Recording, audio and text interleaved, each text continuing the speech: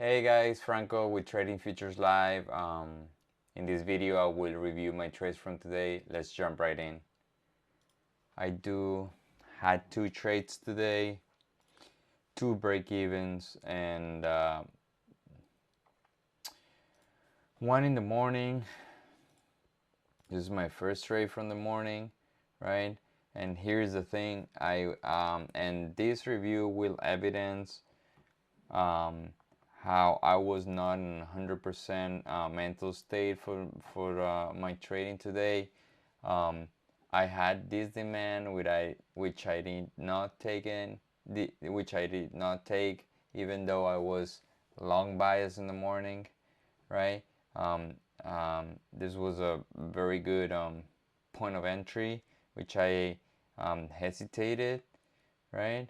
And then I ended up taking this short, which was a tradable reaction. It moved barely 1-to-1, and I was very aggressive moving my stop because when if you guys see here, I was like a break even and then went down, but I see no confirmation from the internals. As a matter of fact, the internals do show how this trade was sort of like a low probability trade, but at the end I got break even, and I knew that I was not in my right mental state to keep trading, so I paused. I had to leave my office. Then when I came back, I took another trade.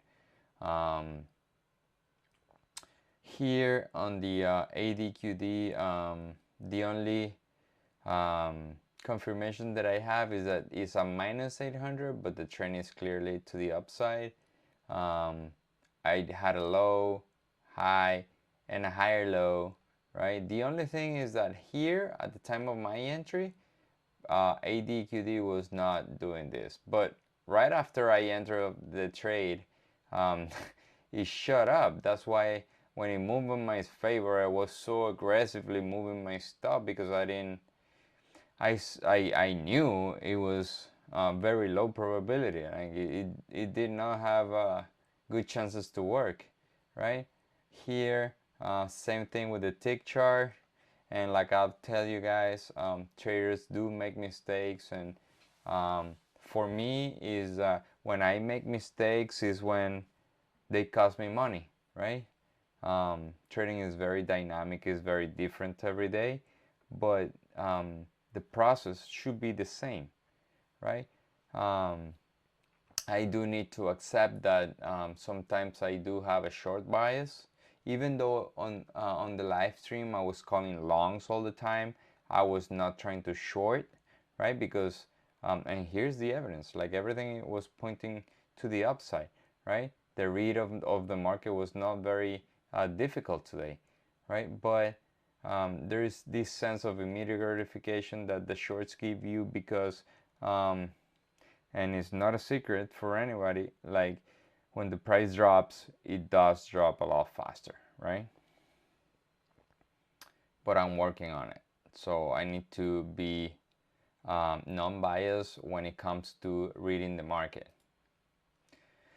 So that was my first trade, right? And my second trade was in the afternoon. I do rarely trade in the afternoons, but I had a couple of hours here in my office, so I did trade it. I did trade in the afternoon.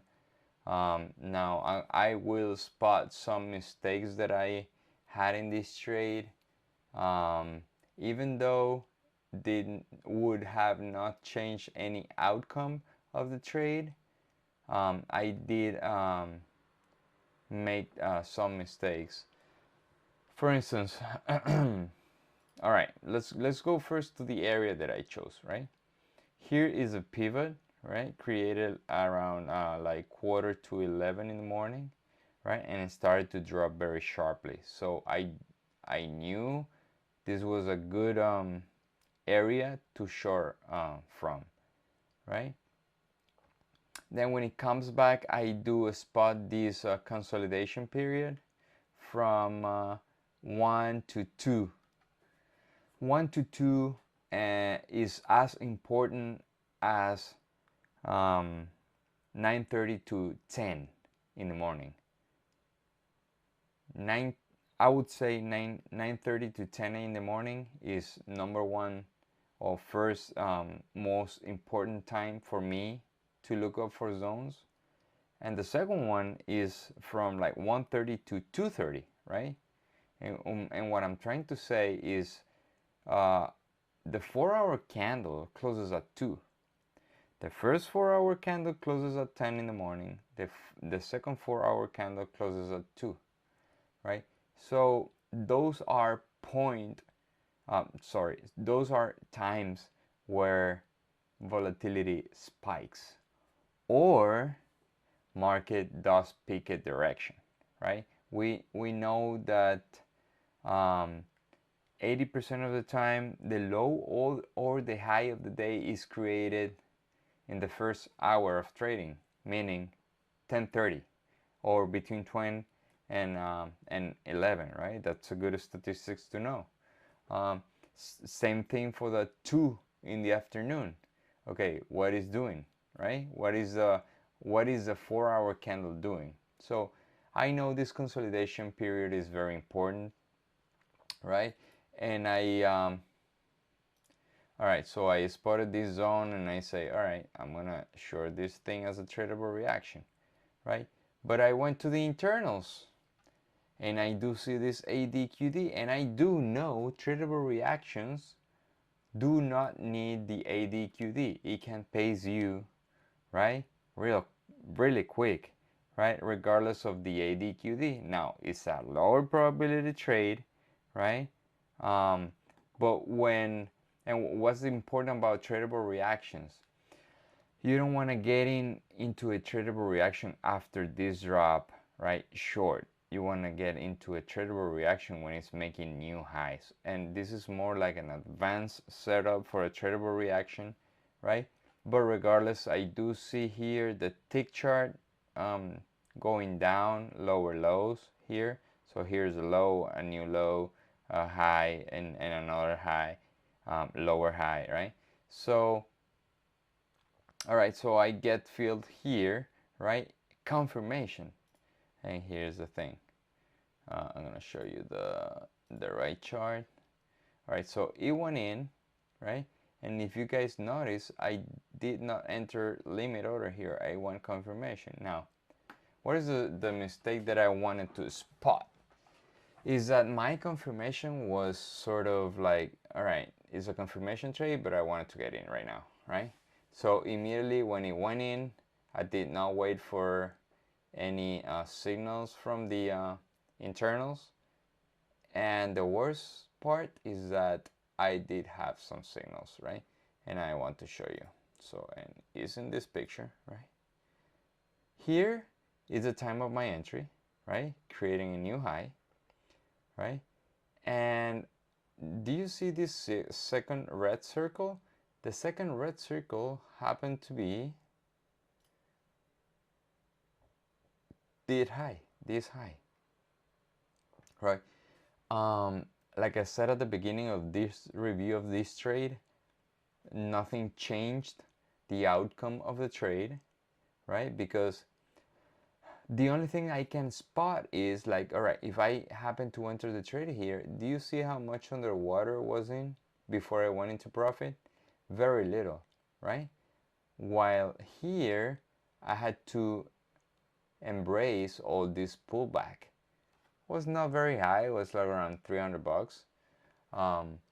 But regardless, your timing, you want to be less preoccupied about the trade, right? So ideally, the best thing you can do is just set your order and walk away from the computer. But if you're watching this, right, it goes in, you say, oh crap, this is not gonna work. Now here you say, oh, this shit is gonna go right to my target, right? So that's the psychology of trading. So this is, here is a lot of noise. But regardless, it went back in, right? I was on the water again, never stopped out. Here's my stop loss was at 12,707.50, right? And then it went, look how close it went to my target. It was very close, like but I did have some confluence here. I was 3 to 1. This is 2 point, I would say 2.8, 2.9, and I did let the thing just reversed on me 100%. I do not have any sort of rule to take 2 to 1 or 1 to 1.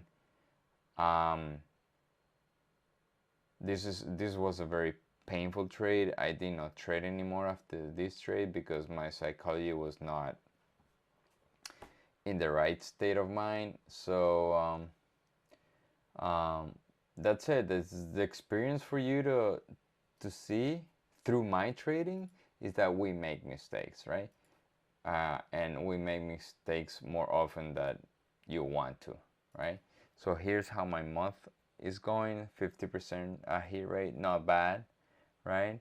But my expectancy is a little lower. It should be around like $350 per trade, right? Obviously I got a bunch of break evens, but at the end of the week we'll review, my weekly stats, and we'll see how this goes. See you tomorrow, 9:20. Thank you for being fans. Later.